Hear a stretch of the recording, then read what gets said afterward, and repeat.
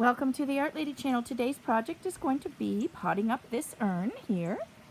And I'm going to use a variety of plants, and I'm going to show you how I did that. This is the second planter I am planting up today. And I'm planting this, and I'm amending the soils for conditions to grow lavender in. I have two pretty small lavender plants here, but eventually they will take over this little planter. It's about a 2-foot long planter here. So the soil is going to be amended for lavender conditions. So I'm going to be using some sand and some perlite. But I wanted to let you know that the plants that you see in here right now are just temporary filler plants until the lavender takes over and gets big enough. I needed something quick, so I picked some of the other plants so that they have a visual impact from the pool area. You can kind of hear the pool in the background here. The waterfall, but this planter is directly in view of the pool, so I wanted something beautiful and bright right away until the lavender takes over. So I'm going to show you how I did this today as well. I'm going to show you how I pot up this urn. I do have a drainage hole on the side here. You can see it's right here, and then there's a drainage hole at the very bottom. And so that hole does not get blocked, I'm going to put some of this rigid styrofoam here. This has some ridges to it. So I'm going to lay this flat on the bottom with the ridge up so it has some air in there.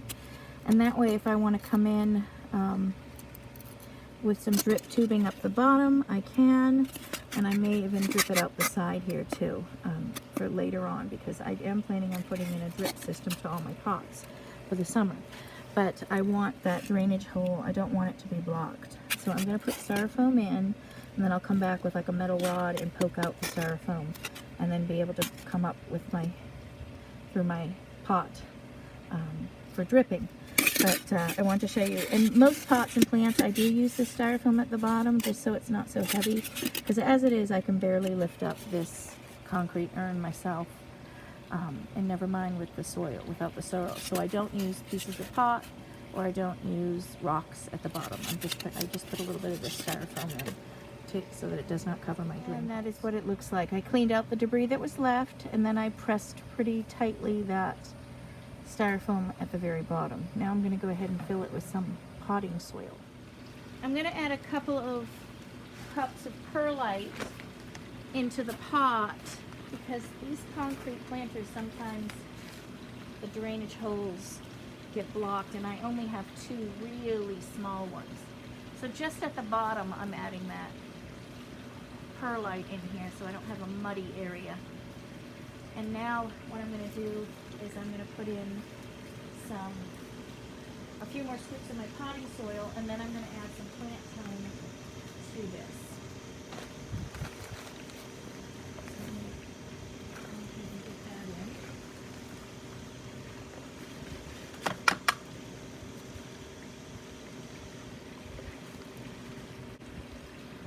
I'm going to add 1/4 cup of plant tone to this because my potting soil already has a little bit of fertilizer in it. And so I'm going to mix that in with the soil. Pretty good. I want to distribute this amongst the plants. So I scoop it up on my side. Now I'm going to set in the Petunia variety here, and I believe this is like a Petricola, and I'm going to kind of tip it forward because I want that to hang over. And then in the center I have some iris. This is a yellow African iris that I'm going to sit in, and this blooms, it says spring through fall, but in zone 9 sometimes we don't get exactly what they say on that ticket. Like this plant here said it's an annual. See how I'm pushing it toward the front right here, tilting that pot, because I want this to lean over, and then I'm setting this in. You can get back in here. I want to make sure the root is down in right here. And now on both sides, what I'm going to do, so that's almost centered. And then on both sides, I'm going to set in a little tiny, let's see if we can see the ticket here, Angelona. And this grows to 12 to 14 inches tall. So that'll be about this high up in here. And this will get a little bit taller as this spills over. So I want one on each side. These are really dry. This one's a little bit better. I'm going to put the drier one on this side. And I'm digging in that. And then I'm going to add the topsoil. I want to make sure that the top of my petunia, I'm going to break up the bottom a little bit so I can spread it out a little. I want to make sure the top of that petunia is lower than the top of my plant. This has a lot of roots here too. I'm going to break up this a little bit and then set it way in there. And now I'm going to push down, because you want to make sure that the roots are tight in it and come in contact with the soil. You can see how my tops are here. I have about 2 inches to play, so I'm going to add now some topsoil to that. And I'll show you what it looks like when I'm done.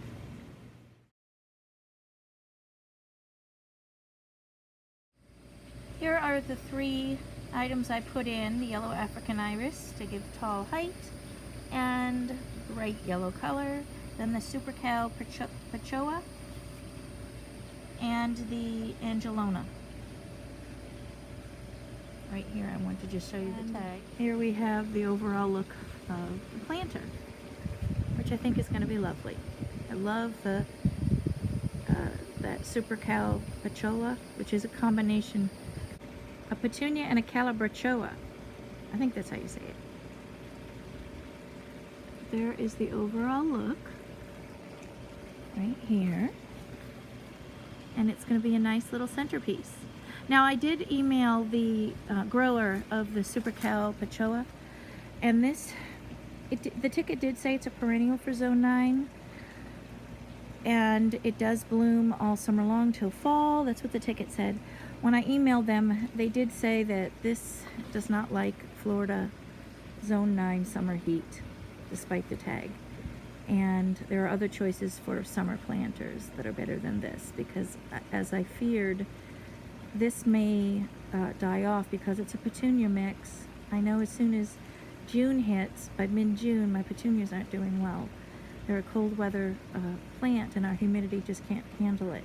So this may die off. I am going to try it this summer though here in this planter, because as you can see, this planter gets dappled light.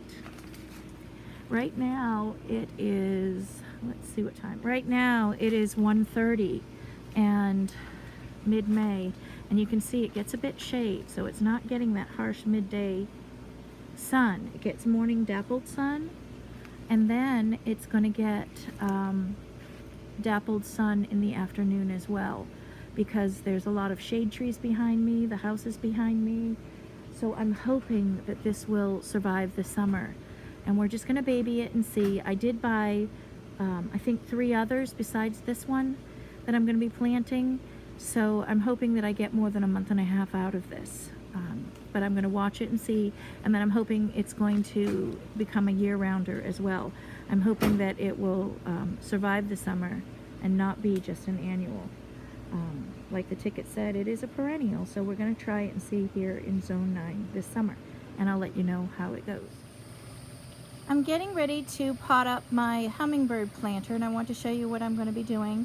I'm going to mix a lot of perlite into the soil at the very bottom, and I'm also going to use some sand, and I just got some kids play sand that I'm going to layer at the very bottom for this, because I'm going to be sticking some lavender in here. And since the concrete planter is going to retain and hold heat, I thought that the lavender may do well here, because we're in zone 9 and lavender seems to not do so well here for me. At least it's not a perennial for me. I only have one variety that I bought at an antique rose emporium that has ever survived winter and come back year to year for me. And I'm going to go back soon and buy some more, but for now I picked up some of this lavender. I think it was either Lowe's or Home Depot. So I'm going to try that in a planter with some sand and then a lot of perlite mixed into my potting soil and see if that helps with drainage. I also added at the very bottom of this concrete planter, I put in some styrofoam to block the holes and also help raise up the soil so it's not all compact in that drain hole, so it can have proper drainage, because that's a big thing for lavenders. They like to be dry and they like really good drainage, and so I'm thinking that this may work. So I'm going to try it this summer and then I'll let you know. But I'm going to pot up some salvias with it, and then I have some of those little yellow flowers as well that I'm going to stick in there for color throughout the summer. Alright, so the first layer of sand went in, and it's going to be about 2 inches at the bottom here. And then I'm going to put in a layer of potting soil mix with some extra perlite. And I'm going to add about 4 or 5 more cups of perlite for this area, just because I'm adding my lavender to it. So I'm going to add a lot of extra perlite to help with aeration and drainage. It's a completed planter. I tucked in one little purple plant in the very center to fill in until the lavender fills in. But it's going to look nice. And in the back is some Persian shields, I believe. Persian shields. And they're just pots in the ground. I'm going to plant them in the next few days, but that's going to be the backdrop until the bird of paradise, which is these giant leaves, come back. I had transplanted it to this spot, and then I cut it back. So that's the planter. And I am going to raise it up. I'm going to put a few bricks on the bottom and raise it up so that I can get some air, and it just helps with drainage too if it's not right on the ground. I don't like putting anything directly on the ground like that as far as pots go. I like to have it raised up a bit. So I will be doing that. I forgot to do that before I planted everything. The lavender is looking amazing. Of course, it smells amazing. So I'm excited to see how that does in this planter this summer. And these 2 varieties. And that's the overall look. And flanking the planter on both sides, to the left is a strawberry guava tree, and to the right is a peach tree. And when they grow in, this will just be more of a shade planter here. But for now, we're getting quite a bit of sun. This is actually morning sun here, and then it gets late afternoon sun as well. And there's a part midday where it's a tad shaded. It's just partial shaded. So I'm hoping that this does well here, but I'll keep an update. I'll give you an update on this.